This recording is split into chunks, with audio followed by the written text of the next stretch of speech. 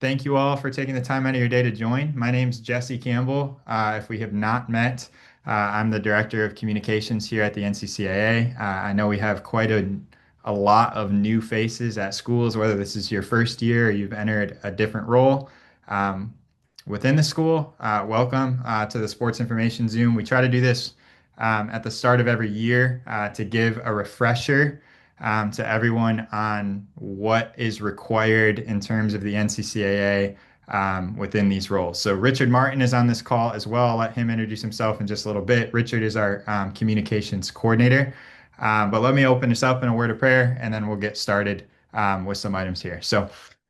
Lord, we just thank you for today. Thank you for this opportunity to connect, just for technology, to be able to see faces and communicate on important items as we get into the year. We pray for these SIDs and these people and these roles as they get started with athletes coming back.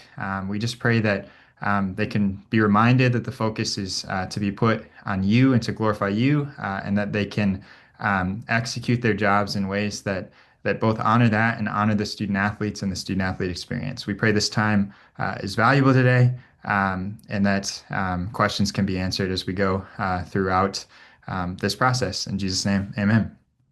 All right, so I am going to try to multitask here a little bit by continuing to add some people. Um, I will say this as I'm about to share my screen. We'll walk through a few things, kind of give you a little rundown of the agenda. If you have a question as we go, you are welcome to just put that in the chat. Otherwise, you can email Richard or I after this. Richard, if you wouldn't mind putting our emails in the chat, that would be fantastic for those that might not have it. But what we're going to do is we're going to walk through a few items here today. First thing that we're going to walk through is really just the look of our NCCAA site and where you can find things for if you forget what we talk about today. Then Richard's going to go into schedule uploading and stat uploading. Many of you have already uploaded schedules because that deadline was August 1st for fall schedules. So we're not going to spend a ton of time on that piece specifically. But if you have questions pertaining to that, and Richard's going to just highlight a few things as reminders going into the winter and spring deadlines of what to do. And as I said, we'll do stat uploading, and then we'll walk through Teamworks forms and items that can be signed and done through there. So I'm going to share my screen really quick, and we'll get rolling. So if I can get a head nod that everybody can see my screen from those that have it on, perfect. I got enough head nods. All right. So this is the homepage of the NCCAA website. This website is both designed for fans, but also designed for you. The page that I want to make you all aware of that is really going to be helpful throughout your year is the members page. So there's two ways to access that. One is right up in this corner. It's really small in the white. There's a tab that says members. If you scroll down a little bit, there's another one that says Member Help Center.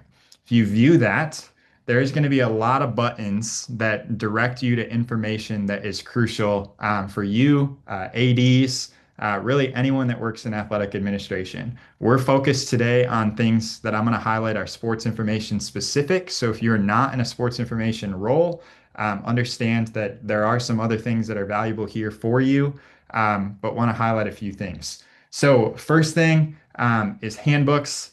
If you ever have a sport rule question about how the NCCAA operates, if you click that handbooks tab, it has every single handbook. It has your regional handbooks, the most updated ones we have, as well as our national handbooks.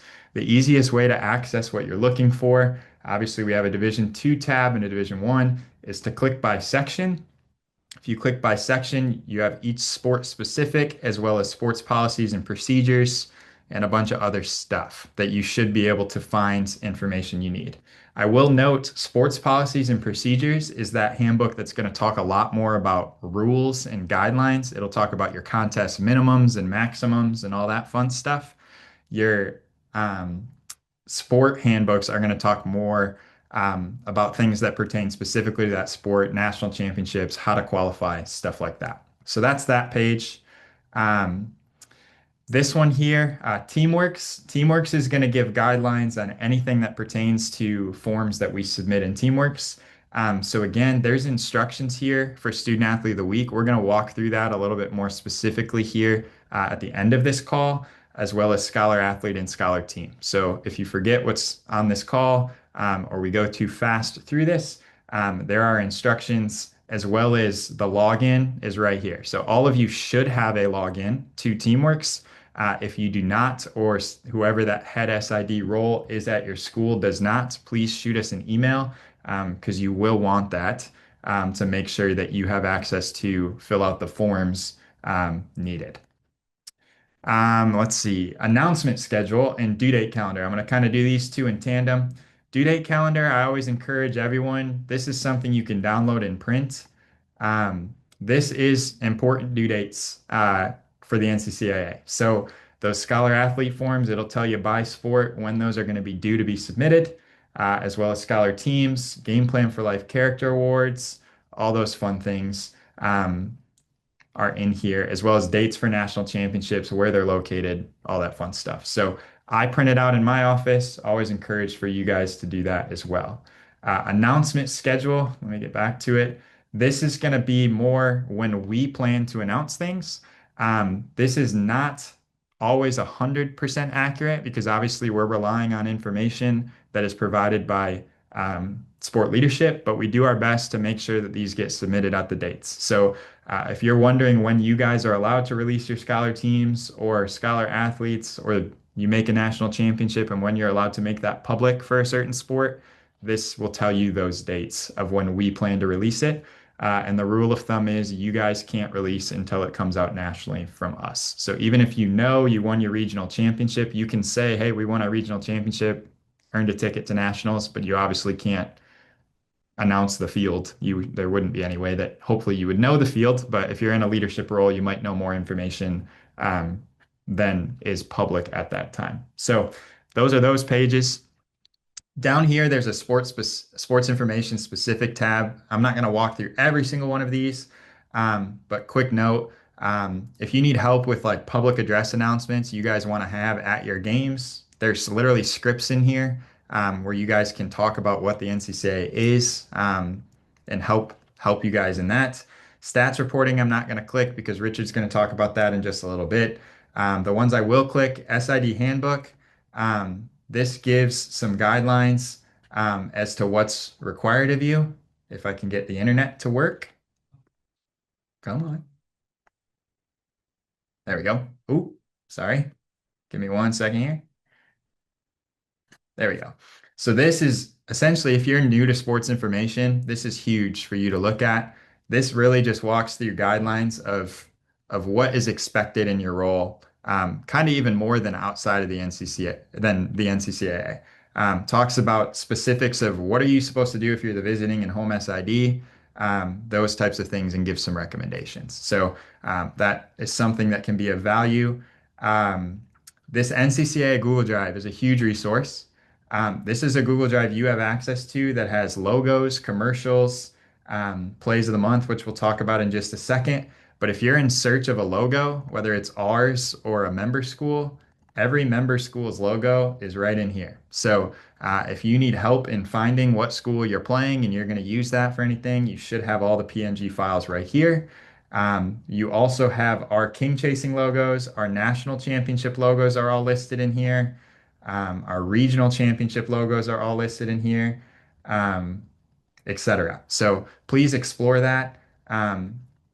But those are all important resources that you guys can download, use whenever you would like throughout the year.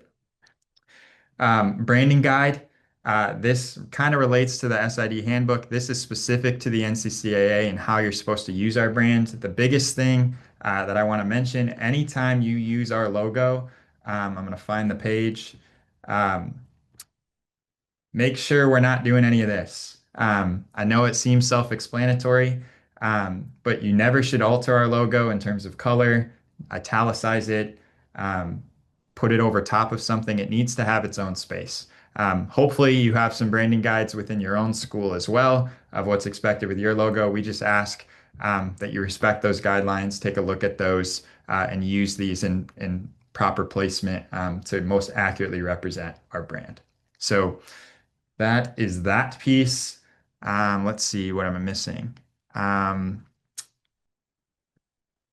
championship needs. That was in here, I believe. Nope. Where is it? Championship needs. That was the last one I was going to explain to you guys. If you make a national championship, you'll get a lot of email communication about this. But this is another Google Drive folder that we have in place where we require some information from you guys. So if you're a dual affiliate member, you probably are used to this because the NAI, the NCAA also requires things. But we'll take a look at baseball, for example. So say Alice Lloyd qualifies for our baseball championship. There's a bunch of folders here of information we're going to ask you to upload within a certain timeline. The one that is really important is this official travel party. So this is a document that we have listed. You would have to enter your roster to us by the deadline that we would give you, and you would receive that email communication. But we're also going to ask for photos of your athletes, any broadcast storylines you might have, because we want to promote your school to the best of our ability, as well as schedule results, team photo, headshots, etc., so that we can, on our production, as well as in person, accurately represent your teams to the best of our abilities. So I believe, let me get all the way back. Um, the last one I wanted to mention was plays of the month. Richard, I'm just going to talk about this really quick, and you can add on if needed, and we'll transition to you. Plays of the month, you saw that folder already. This is something we started last year when Richard and I started. Just a fun thing we want to do. If you guys have a really cool play that happened throughout your year, we have some instructions down here, but our goal is to promote you guys on social media for that. So we pick a top 5 each month to try to promote your school. And then at the end of the year, we do a play of the year. And we did that for the first time this year. Regent University won that this year. But you have all month to submit these plays. Essentially, what we're looking for is about a 40-second clip with some room on the front end and room on the back end that Richard will then clip down as needed um, of any cool plays you have throughout the year. You can submit as many as you'd like each month. Obviously, the more you submit, um, just be careful on what you submit. Please don't submit every single play that happens, but also if you have a really cool play, please submit that. So the first one that's coming up, we do together August and September because August isn't a full month, but you can see all those folders there. And hopefully last year, many of you submitted as well. We also do our best just to keep you guys alert.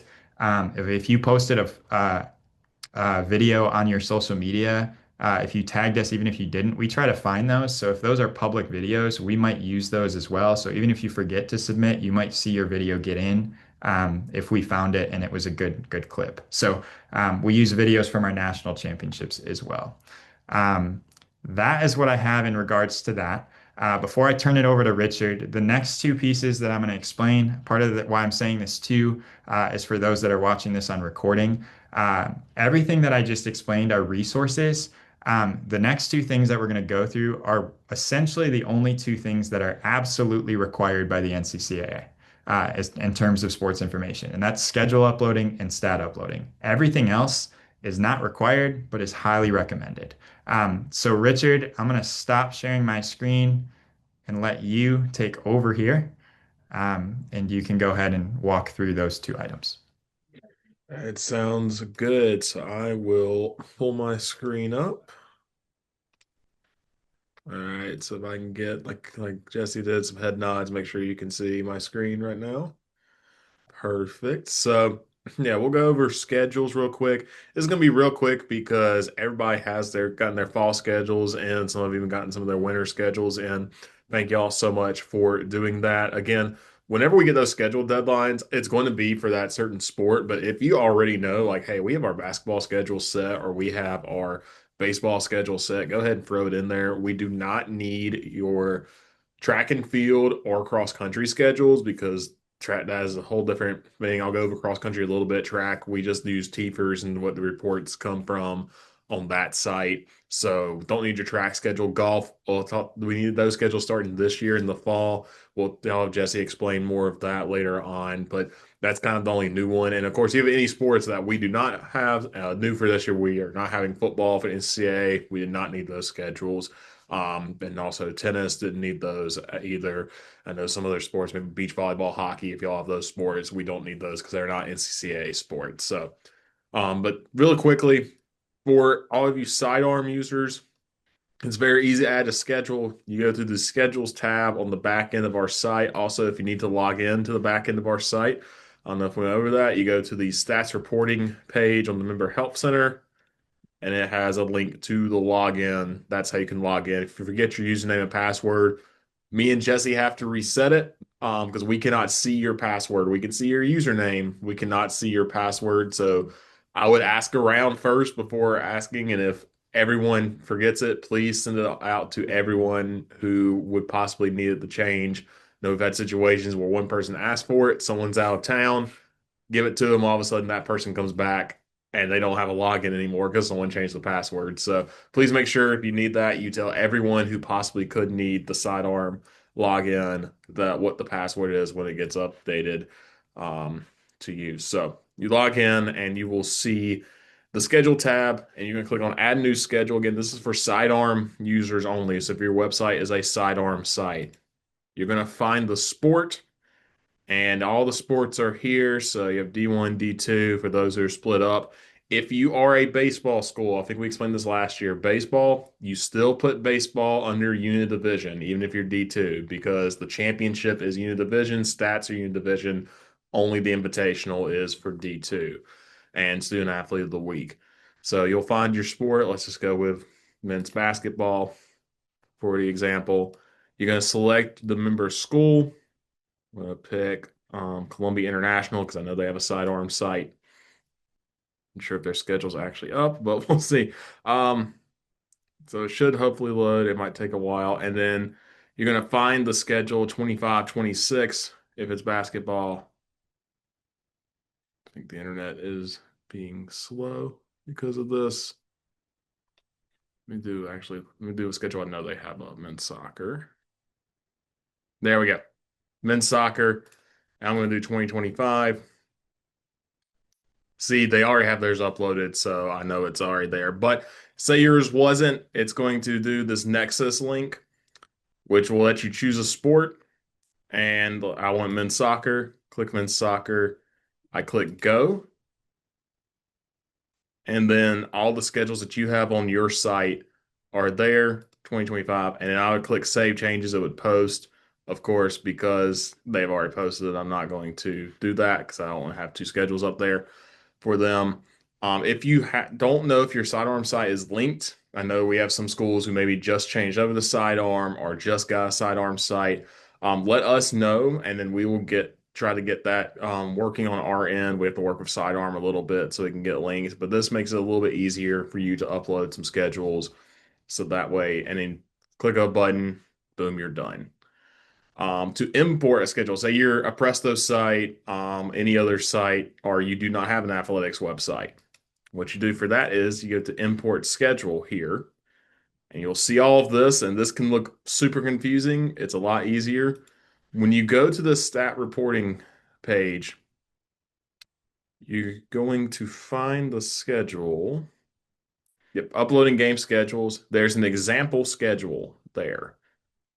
And you will click that and download it. I have it pulled up here. It's an XML and it has your date, your time, your opponent, location, home, away, neutral. And you're just going to go through, plug in, we're playing on this date at this time. This is who we're playing. If you don't know the time, that's not important. We just really need your date and your opponent and where this game is so that way we know for stat purposes. You fill all of that out, you save it, and then I gotta get the name of this one. Example schedule. And so then you're going to import that file. We'll go ahead and do that. So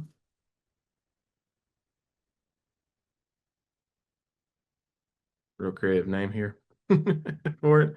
Example schedule, upload, click continue. This you'll just skip over, click continue again. When you get here, you click on individual team schedule, sport. Let's just say for purposes, it's men's soccer D1. It's 2025. And your school, I want to put for the NCCAA.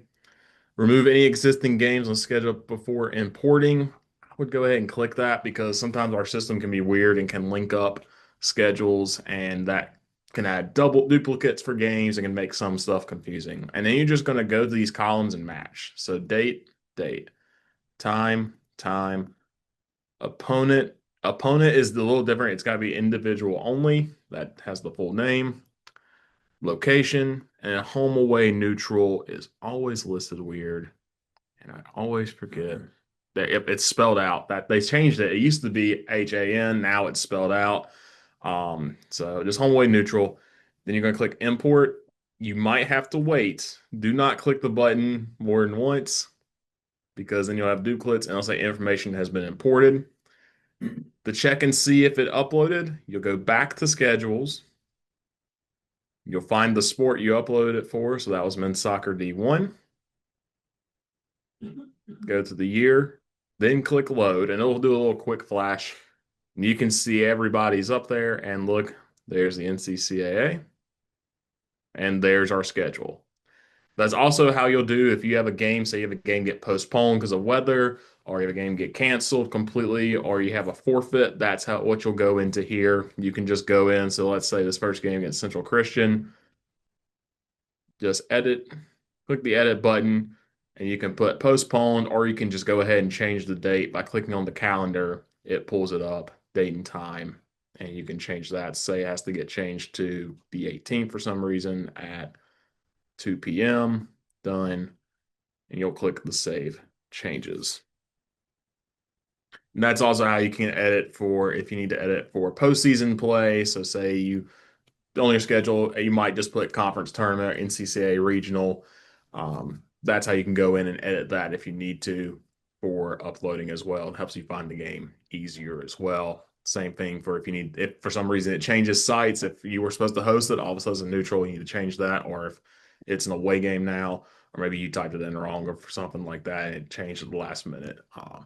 That's how you can do that. So that is, Really quick ad, Richard, too. If you're a sidearm site and you use that download for Nexus option, and you edit your schedule later, it should automatically pull to our site. However, it doesn't always. So please make sure you check that. It should change times automatically, but if you like add or delete a game, it may not always pick it up. So just make sure you check that because how Richard is checking stats and what avoids you from getting a stats notice is based off whatever's entered on our site, not yours. So just make sure you double check that. yep. So that is schedules. Any questions on that? Like I said, y'all did a good job getting those in. Those have all been uploaded. Okay, so we will move to stats reporting. So stats, same thing for if you're a sidearm, you should be able to link with the Nexus. The only thing you have to do on your end is put as a second conference the NCCAA. Once you do that, you should be able to, when you upload to your site, it uploads to ours. I know that can be a little finicky when there's a change in seasons, change in sports, or if you're a brand new site. So if for some reason you're having difficulties with that, whenever I check, I might check that first and we can walk through that later.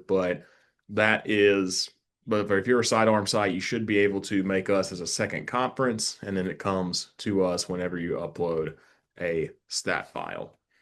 If you're not a sidearm site or if that's not set up, then we'll go over how stats reporting works. So first, you'll need to know your school's team code. So over on the stats reporting, there's a little cheat sheet for school codes. And this is what it looks like. It's got every single school in the NCCAA. So if you have a question of the school NCCAA or not, you can look in here. If they have a little asterisk next to them, they are shows associate members, so they will not upload to the NCCA website. So if you have a game at Dallas Baptist, Dallas Baptist does not have to upload to us because they are an associate. So therefore, you are responsible for those stats. Normally it is the home team, yes, but if they're a non-NCCA member that you are playing, or if it's a neutral site, and we'll get into that. But if you're playing a non-NCCA member, you have to upload stats, and if it's away, and if it's at home, of course, you have to upload stats as well. So, how do you get these codes in? Well, Another thing is too, you might need to manipulate the XML file. If you're playing a team that's an NCAA team, that code should automatically go in there with the software, or they should put it in. But for some reason, it may not. If you're a dual member, say you're an NAIA team as well, it's going to put your NAIA code in. So you need to be able to manipulate the file.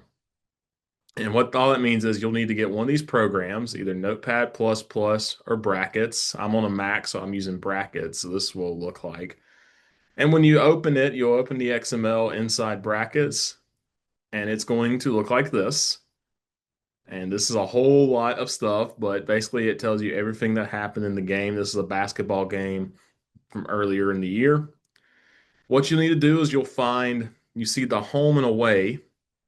You'll need to find where it says visitor ID name. So this is a basketball game between Calvary and Randall. You need to put in the correct team code, and you need to do this for both teams as well. So say you're hosting an NCCAA team, you need to put in their away. That was a problem a lot last year was teams would upload for themselves, but would not put in the correct code for the away team. And then it's the sites would not link, stats were not linking, and we're having to go in and re-upload. It's just an extra step. So please do it for if you're playing an any NCCAA team at home, you need to go in and fill this out. If you're playing a non-NCCAA, that is irrelevant. And that's all you're going to do is type that in and save it. And so, trying to remember what the name of this file is. So when you go to upload your stats to our website, you will, and they have changed half of this. You'll go to the stats tab, I believe. Yep. And it is XML box score upload. Used to just say upload, now it's different. So I'm logged in as Calvary. That's why I picked that game. And you will find the sport. And so I know they have their soccer schedule in. So say it's a soccer game, 2025. And then you pick out what game it is, choose file. You'll pick the file and click upload XML. I'm not going to because I don't want to mess up their stats. And to check that, you will go to our website, sports. I'm going to use basketball because it still has last year's stats. Click on stats. It might take a while. Results by team. I click on D1, but let's say you're Bethel and you want to upload your last game. Boom, there's your game against Morningside, and it will generate the box score for you. If it doesn't go through, I would check the team codes for your team and also for the other team. Before you re-upload, if you upload multiple files, it's going to keep going through. So please don't double click when you have to upload, because again, it might take a while. If you double click, it's going to upload twice. Stats get messed up, and your record is going to look kind of funky too, for a while because this display here ties into what's down here. And if it gets deleted, it doesn't automatically go away. It's correct on here, so your stats will be correct. But if not, then yeah, we have to fix that.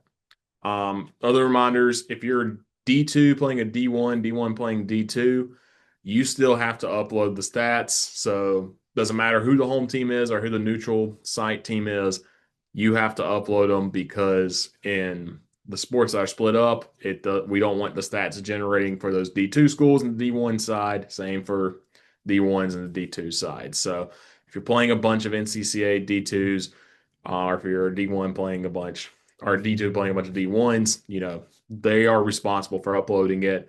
So just remember that throughout the year, or else, because you'll need to upload, or else you'll be getting a stat penalty because even if you were the away team. Um, Neutral sites. This was a problem for early in the year. If you're a neutral site, it's whoever the home team is, the host team, or the highest seed needs to upload the stats. So, and needs to do stats. So let's say I'm going to use Faith Baptist as an example because they host this tournament every year and they've done a good job of it. They host a soccer tournament. They have someone doing stats there. They If they're playing, so Faith was playing, say, Crown, they upload the stats. When Randall and North Central play, it depends on who was the home team. So if North Central was the home team, North Central has to upload those stats. If Randall's the home team, Randall has to upload. Now, when they play Faith, and even if it's if it's a regional or if it's a national championship, even if Faith said was the 4 seed playing the 1 seed, Faith uploads those stats, even if they were the lower seed because they were the host site. Also, if you're hosting a neutral site tournament, you, that's host school needs to have someone doing stats, even if it's not your game. So you can't just walk away once your team gets done. You need someone to be there doing stats. So that way stats get done for our member schools. They're responsible for uploading. Once you send the XML, you don't have to worry about it. You just have to have the XML done. But if no XML is present, then you are in trouble for that because they did not have the opportunity to upload those stats, and then therefore they could not get an opportunity to upload stats. Um, so be aware of that if you're hosting a tournament, have someone there, student workers or somebody be ready to do stats for that. Also, if you're playing a school on the road that is a non-NCCAA school, and let's say they have not been good in the past with stats, they don't have live videos, so you can't stat yourself, find a way. I would sit there and ask the coach, hey, can I come with you? Or find a coach or a student athlete that's not playing to take stats, however basic it may be. Your last resort, we've had to do this once, was literally we're just going to do the law of averages, make sure it all adds up and looks right. We don't want to do that because that affects your student athletes. I've only had to do that one time, but please, if you know like this school has not been trustworthy or this school has in the past not done a good job with stats, um, make sure you're able to get them somehow. Whether it's somebody, if it's basketball, taking a picture of the book as soon as the game ends, or somebody on the bench writing everything down to the best of their ability, please be able to get that and get that turned in as well. I will say too, if you're having difficulties like that, or if you have technological difficulties, we've had schools come and say, "Hey, we lost power mid-game, or my computer got hit by a volleyball." That has happened. Just let us know. I'm not gonna, I'm trying. I don't like giving out stat warnings or penalties, and so if you have some kind of issue there, or if you have, a family issue, something comes up that maybe delayed you or stopped you, please let us know. We'll try to work through you with it. But yeah, if you just don't do it, then we're gonna get penalties. Your first one's a warning. Or as a first one's a notice for me. It was kind of like, hey, here's what happens. Your second one's a warning. By the third one, then we're going to start getting the president involved, and that's $100 fine. And then your last one is a $250 fine, and all of your stats are taken off the website, which means your players aren't eligible for All American, All Region, any sort of awards. And I believe it affects your power ratings as well. So just try to get those in because it's not just an SID thing. It is, we want to have accurate stats. We want these athletes to be acknowledged for their successes. And then going back to the roster thing, when you play an away game, please send the roster to the home team and make sure everybody's name is spelled correctly. Because if that doesn't happen, sometimes these people are either typing too fast or they see a name of someone and they have no clue how to say it. So they just are going to sound it out and they're going to spell it wrong. And all of a sudden, he's got two different lines on there of different stats. And then you're having to do the math at the end of the year to figure out, oh, he should be an all region player. And it's like, no, because for 6 games it didn't show up for him because his name was spelled wrong. And we're having to dive into each XML and figure out what games it was. So please make sure whenever you're doing these stats, if you need to open up brackets and check, you can also in brackets change the name spellings if you need to.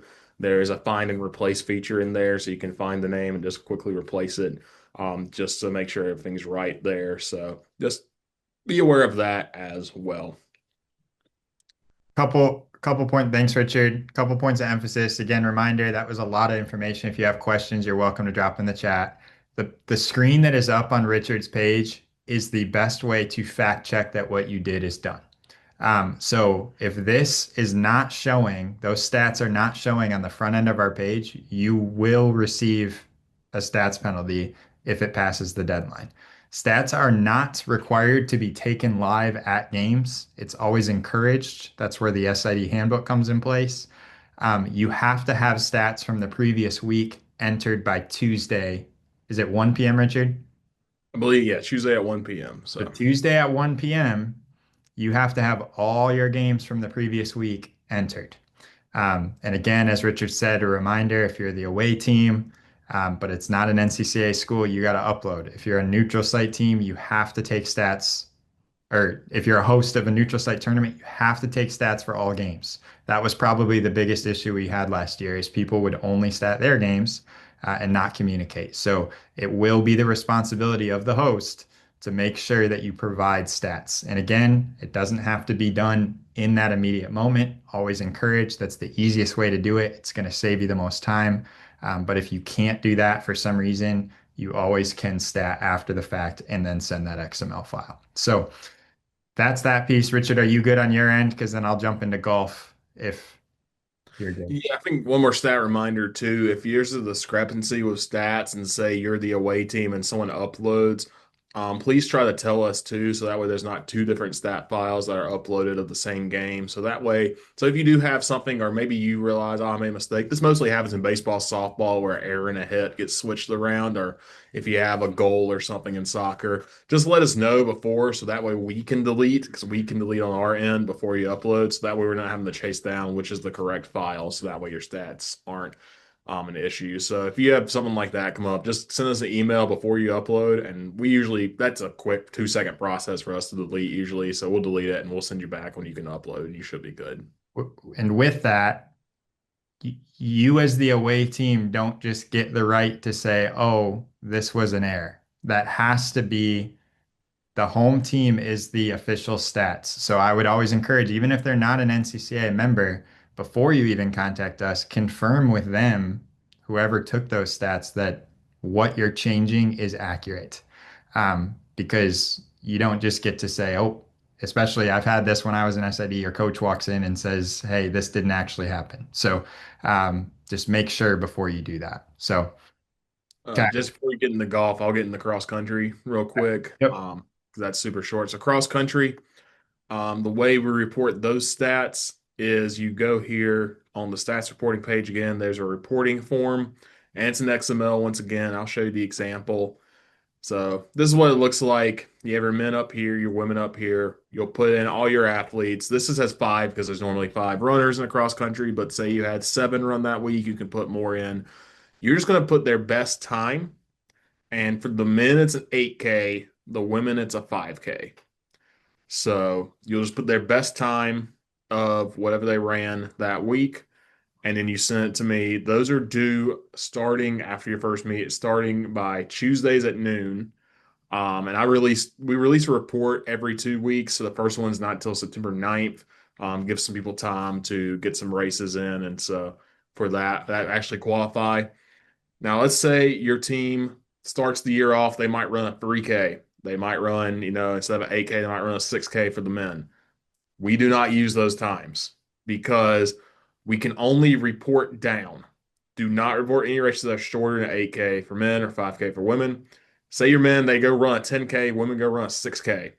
And this counts as, like, say your conference meet happens, or say you have like a they did like conference preview, regional preview meets at some levels. We will take those times, but they need to be converted. So what you'll do is you'll go to this Hill Runner website and you just put for the men, they run a 10K in whatever time, 8K, it'll calculate it, and that is your predicted time. And then you'll just send that form, and you only need to send it in if they have improved on these times. So you send the first one in, that's a blank slate, everybody's new, it's a new season. You have your second meet. Let's say your team time doesn't do much better, but you know Johnny over here improved by 3 seconds. Send that in, and then you'll just need to update the date and the meet so that way I know it's changed. You can leave that form the same. You don't have to keep resending it every week. If say you take a week off, you don't have to resend it. Only send it in after you have a race, and then of course change anything if your team or your school or if your team or your individuals have improved, because that's how we find out who's qualified for our national championships. And I'll also say the email for that goes to the coaches as well. Talk with your coaches about who is sending the file in, because last year we had one where the SID would send it in and then the coach would also send it in, and sometimes the times were a little bit different. So I had to go look on the official result on Tefers and say and make sure that which one was actually correct. Because that's what I'm going to use as Tefers if I have a discrepancy or if something maybe it doesn't look right, maybe you have a typo in there, and because that happened last year as well.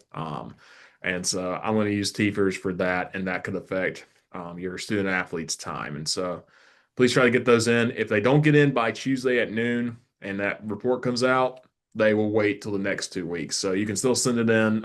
Just know it will not be in that report. I'll usually will let you know, but I'll have it ready for the next one. So that's cross country. It's very simple. I'll send reminders out about this as well. And yeah, the main thing is the notice the conversions, nothing shorter than 8K for the men or 5K for the women, and communicate on if you're a coach or if you are going to be sending that form in. Okay. I'm going to take over here, Richard. Last stats thing, and then we'll move on to the next topic, and we'll be done by 2. So golf stats reporting is very similar to cross country. Unfortunately, cross country and golf, they don't create XMLs, which is why we have different forms for this. Golf stats reporting is somewhat new this year, but the process of it being done is not new. It's just probably your coach has been doing it. So on that same stats reporting page at the bottom, right under cross country, is golf stat reporting instructions. The only thing that's different this year, if you've done this before, is we're putting a little weight behind it of like you have to get these in on time at the same time that you get all your XML sports in. So Tuesdays by 1 p.m., you have to have your previous weeks of golf in. So really all this is there's instructions here and a letter from our golf chair. If you competed in a team event, um, and you had scores, anytime that happened, you click this. It's a Google form. All you have to indicate is if it was your men's or women's team, what school you are, who's submitting, the tournament name, when it started and ended, course name, location, and your scores. It's pretty simple. And then the yardage as well. So all of that should show up on whatever form you get your stats from. Um, it should just be a quick copy and paste and bring that over. Again, just make sure those get in by the deadline. That is why we required golf schedules this year so that Richard can help the national chairs track that. This form is not new to your coaches, though. So if you want to delegate this to your coaches, um, you are welcome to do so because they should be used to doing it. However, if it is not being done in the appropriate time, you will receive a stats notice and the SID will be included on that email. So we've already had a couple people ask. We leave that up to the school if you want the coach or the SID to fill out that form, but just make sure you are aware that that's to be done. Okay. So again, as I said before Richard took over, those 2 things that we just spent a lot of time explaining, those are the only 2 required SID roles within the NCCAA, stats reporting, schedule uploading. Everything else is cherry on top, which we obviously want you to participate in. So the last thing I'm going to explain is forms on teamwork. So we'll walk through student athlete of the week, scholar athlete, scholar team really quick. Um, so if you, as I said before, just make sure you have a Teamworks account. You should. Let me get back so I can show you how to log into Teamworks. Give me 1 second. If you go back to that member help center and click the Teamworks tab, as I mentioned before, there's instructions on each of these as well as nomination dates, um, as well as a login to Teamworks. So if you forget how to get into Teamworks, you would just hit login. And then I already have logged in, so it's going to bring me to this homepage. If you click this thing on the left-hand side that says forms, every form that we've assigned that you are eligible to see will show up on here. Um, you just might have to click a couple different buttons. So assign to me and perpetual forms is the best way to look at forms that are assigned to you. Every form that we send out in sports information is a perpetual form. So I like to just click here because then I see every form that is currently active. Um, So we're going to walk through student athlete of the week first. Soccer is coming up, soccer and volleyball. That'll be the first ones that pop up, as well as cross country. That starts August 25th. So the deadline to submit, which it shows on that Teamworks page, for student athlete of the week each week is Mondays at 1 p.m. So if you competed the week prior and you want your athlete to be eligible for National Student Athlete of the Week, just make sure you get this form in by Monday at 1 p.m. So if I wanted to submit for soccer, I would just take this form, um, and it's going to bring up essentially a fillable PDF. Um, through Teamworks. So it's pretty self-explanatory how you do this, but you're just going to walk through and fill out all the information. So if you're nominating for offensive or defensive, you would need to indicate that. So say we're nominating for offensive, you would type in the name. I'm going to type myself in, pretend I play soccer. We ask for t-shirt size because if you win and you're not an NCAA school, we send you a t-shirt, that athlete a t-shirt, as well as an award for winning. The NCAA still has not gotten rid of their restrictions of gifting, even though NIL is crazy. So for whatever reason, we can't um, give shirts to NCAA schools. So if you're an NCAA school, sorry, you can just put NA there. Um, Here, you're going to put the nominees' hometown and state in their school. For school, really quick, we just need to know this is your college, not their high school. We don't need to know their high school. We've had a couple people fill out their high school, understandably so, because they probably filled out their hometown and state, and we're looking at the next line on the roster page and it's typing in their high school. Please just make sure you plug in the college so we know who's actually nominating. Then you'd plug in their position. Um, so I'm from Grand Rapids, Michigan. School I attended Cornerstone University. I know they're not a member, but I'm gonna pretend I'm me. Um, I'm old, so I'm a graduate student. You plug in your season record, your record for the week, and then down here, it's only because I selected offensive, it's only going to give me the option to plug in the offensive stats. So if you only played one game that week, I see Trenton on this call, so I'm going to say we played Bob Jones University. I would indicate if we won, lost, or tied, win, score. We beat Bob Jones. Sorry, Trenton, 2-0. I scored both goals, of course. Um, I can't assist myself. Oh, that's game-winning goals. So I would have had one game-winning goal, 0-0, and so on. If you have more than one game, these totals are going to automatically populate for you. So say you played 2 or 3 games in that week, you could indicate that. Once you have all of the information submitted, you just need to sign right here. So you would fill this out. You would type your name and then draw your signature, and then you would upload you'd plug in your email address and your number in case we have to contact you, and then you would upload a headshot and an action shot of that athlete. If you do not have an action shot of that athlete, upload the headshot twice. We'll make it work, but we do please encourage that you upload both because we use those for different applications. So that's a student athlete of the week form. It's pretty simple. Obviously, when we get in seasons where a lot of sports are going on at the same time, there's a lot of forms that are going to be assigned to you to fill out. And I would always say, we always say this too, even if you think that athlete had an average week, fill it out.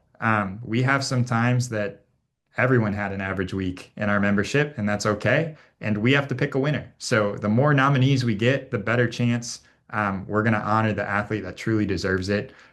So again, these start on August 25th. If you look on here, you can see the nomination dates of when they start and end. But really, you don't need to pay too much attention to this because if you're in Teamworks and you click forms and you look at your perpetual forms, whatever's active is what you're allowed to nominate for. I will deactivate it the second it's no longer active. Okay. Last thing we're going to go through is Scholar Athlete. Scholar Athlete and Scholar Team forms are very similar, so I'm only going to go through one. As I mentioned at the very beginning of this call, at that due date calendar, you'll get email reminders as well as these forms activated when they're due to fill out Scholar Athletes. Again, not required, but if you don't fill out Scholar Athlete forms and they're eligible, they will not be listed when we announce. And what happens a lot of times is coaches will then reach out to us and say, well, we had over a 3.4 GPA. Why didn't we get put on the Scholar Athlete list or Scholar Team list? And we have to say it's because your SID didn't nominate you. And that's the reality of what we have to say. So for this form, there's one additional step that makes it look a little different. And this is probably the most confusing piece. So I'm going to spend the last few minutes on this. Before you even can access the form, it's going to ask you who you would like to be that second signature. So because this deals with GPAs, we need someone that is registered in your registrar's office or compliance to verify whatever you enter. So do not plug your own name here and your own email unless you also are the compliance officer. Um, then you can do that. But whoever that person is, you would need to enter their name and email. So I'm going to pretend that Richard is that.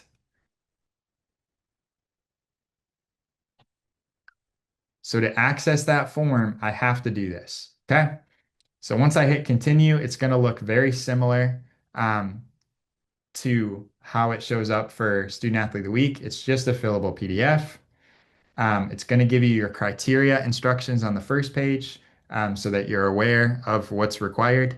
For Scholar Athlete, they have to be a junior or above, complete at least one term at your institution, be a student athlete in the sport you're nominating for, and have a 3.4 or higher. Those are the requirements. If you scroll down, you literally will just type your institution. I'll be nice to Bob Jones this time, say he's nominating for men's cross country because I know cross country was Trenton's sport. Um, and then you would just type along. So I'm going to pretend I'm on Bob Jones now. And you would plug in the major. I was a communications. And then I'd plug that GPA in. When you plug GPAs in, do not round up.